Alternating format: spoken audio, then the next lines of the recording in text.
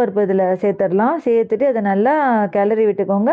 அடுப்பை நல்லா மீடியம் சைஸ்லேயே வச்சுக்கோங்க. இதில் தண்ணி ஊற்றும் போது கொஞ்சம் நல்லா கொதிக்க கொதிக்க தண்ணி இதில் வச்சு இந்த உப்புமா செய்யும்போது ஊற்றினா தான் நமக்கு அந்த உப்புமா கரெக்டாக வரும். இப்போ இதில் பெருங்காயம் சேர்த்துடலாம்.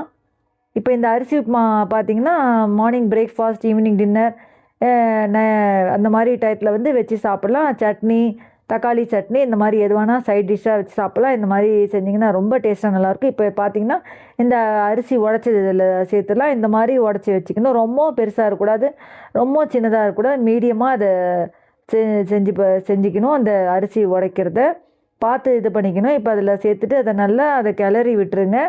இது ரொம்ப சிம்பிளாக ஈஸியாக 10 நிமிஷத்தில் இந்த அரிசி உப்புமா ரெடி ஆகிடும். ஏன்னா எப்போவுமே சேமியா, ரவை அந்த மாதிரி தானே எப்போவுமே செய்வோம் ரெகுலராக. ஸோ இந்த அரிசி உப்புமா வந்து கொஞ்சம் டிஃப்ரெண்ட்டாக இருக்கும். அதே சமயத்தில் இது டேஸ்ட்டாகவும் இருக்கும் இந்த மாதிரி செஞ்சிங்கன்னா. இப்போ இதை நல்லா அதை அப்படியே